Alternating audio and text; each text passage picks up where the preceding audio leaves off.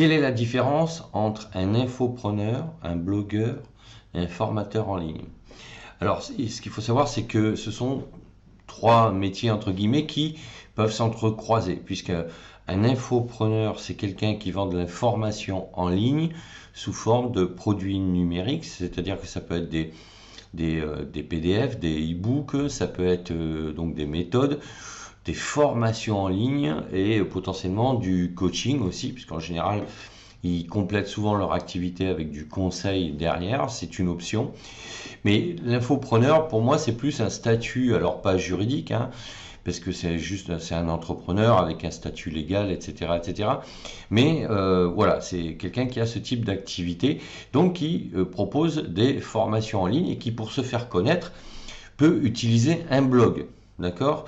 Mais c'est souvent des gens qui se positionnent, c'est plus une posture en fait, voilà, qui se positionne comme plutôt infopreneur.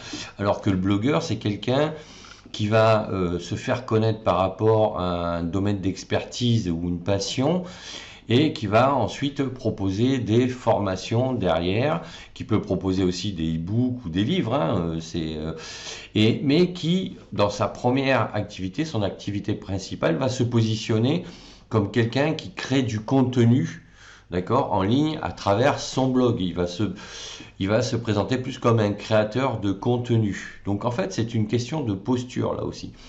Quant aux formateurs en ligne, ben pour moi, parce que je viens de là, c'est plutôt un métier, puisque on peut le faire sans forcément avoir un blog, hein. On peut être formateur en ligne, même à son compte, ou travailler dans une entreprise, même dans une PME ou une très grande entreprise, et puis former les gens comme ça à distance pour X raisons et X besoins.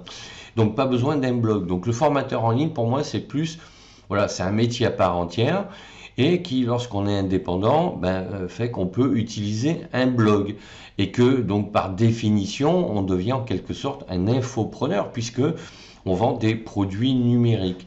Donc, en fait, tout ça s'entrecroise. En fait, c'est une question de posture et de voir comment vous souhaitez vous présenter, tout simplement, parce qu'en fait, les trois termes, en fait, y a une collusion comme ça entre les trois termes.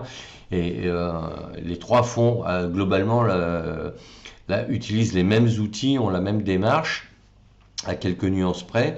Mais en fait, moi, voilà, je pense que c'est plus une question de posture. Vous avez certains blogueurs, entre guillemets, qui se présentent comme infopreneurs ou entrepreneurs du web, etc. En fait, après, c'est chacun fait comme il veut, hein, il n'y a pas de règles. Mais voilà, en fait, juridiquement, si vous voulez, il n'y a pas ce ne sont pas des statuts juridiques.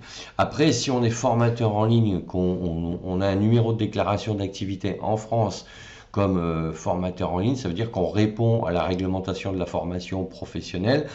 Là, là, à ce moment-là, ça devient un statut juridique. Mais sinon, on peut être tout à fait infopreneur. Et après, le statut, ça peut être une URL, SARL, une SASU, une SA. Enfin, après, ça dépend le schéma juridique que l'on choisit. Donc voilà ce que je voulais vous dire sur ces trois termes qui, en fait, souvent font qu'on ne fait pas très bien la différence. En fait, voilà, moi, à mon sens, pour résumer, c'est plutôt une question de posture intellectuelle, quoi, entre guillemets. Donc, n'hésitez pas à me dire en commentaire si vous êtes dans ce cas-là et quel statut, quelle posture vous préférez adopter pour vous afficher en ligne. Sachez que vous pouvez également vous télécharger gratuitement mon livre Devenir formateur en ligne. Le lien est dans la description de la vidéo. Et n'hésitez pas à mettre un pouce bleu vers le haut et vous abonner à la chaîne pour être tenu au courant des autres sujets que je traiterai donc à travers d'autres vidéos. À bientôt, ciao ciao.